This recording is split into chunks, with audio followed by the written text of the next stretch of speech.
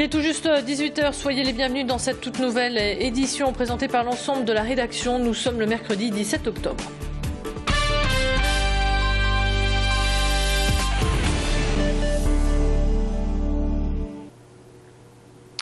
Koucheda, père et fille, en garde à vue à Douai. Le maire de Liévin est accusé d'abus de biens sociaux auprès de la Soginorpa, un bailleur social dont il était le président de 2004 à 2012. Il doit aujourd'hui répondre de nombreuses dépenses extravagantes. Il aurait notamment financé une exposition et la sortie d'un livre de sa fille. Les dépenses litigieuses à des fins personnelles ont été estimées à 47 000 euros. Jean-Pierre Koucheda affirme que toutes ces dépenses étaient légitimes et dans le cadre de sa mission. Retour sur les faits avec Olivier Abalin, journaliste pour 20 minutes. Là, on est donc sur l'une des 4 procédures dans laquelle on a appris que les enquêteurs reprochaient à Jean-Pierre Koucheda l'utilisation d'une carte bleue de la Soginorpa, donc l'organisme qui gère 62 000 logements du bassin minier et qu'il a dirigé depuis 2004 et 2011. Il aurait utilisé sa carte bleue, la carte bleue de la société, pour payer jusqu'à 47 400 euros de frais personnels, ce sur quoi il indique pouvoir s'expliquer. Il y a également retrouvé par les enquêteurs une dépense de 4 000 euros avec une carte essence de la société. Et enfin, on a vu arriver Marie Koucheda dans la procédure, puisque les enquêteurs se posent des questions sur un règlement de 12 000 euros qui aurait transité par une association pour rémunérer son travail. Dans le reste de l'actualité, quasiment 2 ans après qu'un incendie ait ravagé l'entrepôt départemental du Secours populaire, l'association a fait l'acquisition d'un nouveau lieu de stockage. L'inauguration a eu lieu aujourd'hui, en cette journée mondiale de lutte contre la misère. Situé dans la zone industrielle du Élu à Leuzen, le Secours populaire va pouvoir continuer sa mission, c'est-à-dire venir en aide à 15 000 familles du Nord. Cet entrepôt flambant neuf de 8 000 m² a vu le jour grâce à la volonté et à la solidarité de tous. Malheureusement, l'inquiétude pour l'avenir de l'association est toujours d'actualité, car vous le savez, la fin de l'aide alimentaire européenne est programmée pour le 31 décembre prochain. Les conséquences seront dramatiques pour les associations. Voyez les réactions de Jean-Louis Calins.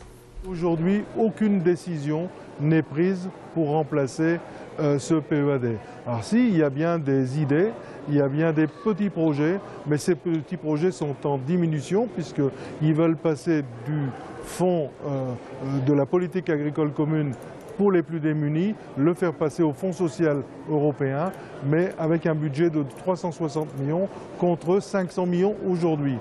Alors que, avec les 500 millions, il y a 18 millions de personnes en Europe qui sont aidées et les États, tout confondus européens, font remonter à la Commission un besoin pour 30 millions de personnes en aide alimentaire. C'est la semaine du goût et sur Grandly TV, on va vous faire saliver de plaisir. Jusqu'à vendredi, nous allons vous présenter des recettes de grands chefs. Aujourd'hui, Olivier Milleville et Mathilde Espinasse sont allés au Colisée. La recette du jour, ce sont les cannelloni aux écrevisses avec son fenouil mariné et sa petite roquette. Rien de tel pour épater vos convives si vous recevez ce week-end.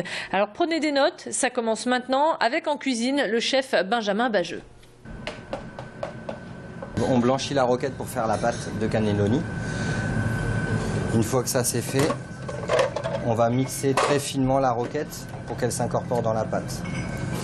Ensuite, on va mettre un œuf et 3 jaunes. Voilà. Et là, on doit avoir une pâte un peu sèche comme ça, mais qui tient. Je la mets dans un papier film et je vais la former au papier film.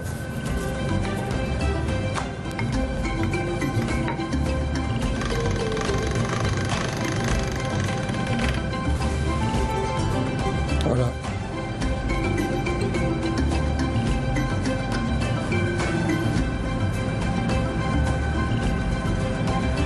On prend les écrevisses, on va les hacher grossièrement. Ensuite, on va prendre 4 variétés d'herbes différentes. Donc un petit peu d'aneth, un petit peu de cerfeuil. On va ciseler un peu de ciboulette. Donc on mélange aux écrevisses. On va farcir le cannelloni. Et maintenant, il n'y a plus qu'à les rouler avec le papier film.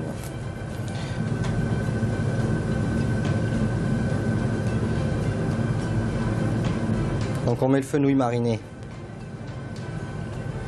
au fond de l'assiette. Et donc je vous présente le cannelloni d'écrevisse avec son fenouil mariné à cru et petites roquettes. Bon appétit! Et puis à 19 h, on sera en direct avec un autre grand chef, Clément Marot. Il nous présentera son Waterzooi aux noix de Saint-Jacques. Monstres en tout genre ont débarqué à Ronchin et pour cause, ici aussi on fête l'île 3000. Fanfares et lapins roses ont déambulé dans les rues. Les fans de Star Wars ont même pu découvrir la réplique du robot R2D2. C'est un maquettiste, André Procureur, qui est l'heureux papa de cet androïde. Il a mis en commun ses connaissances en informatique et en électronique pour construire ce petit robot venu tout droit de l'espace. Soirée donc réussie hier soir à Ronchin qui sonne le lancement de nombreuses expositions à découvrir jusqu'au 27 octobre prochain. Et puis on termine cette édition avec une information sportive. Sachez qu'Isidore Partouche, deuxième actionnaire du LOSC, envisage de quitter le club s'il n'obtenait pas le nom du Grand Stade. Et puis n'oubliez pas, ce vendredi, les Lillois se déplacent à Bordeaux pour le compte de la Ligue 1. Coup d'envoi à 20 h 45. Fin de cette édition, on se retrouve dans un instant pour votre météo. À tout de suite.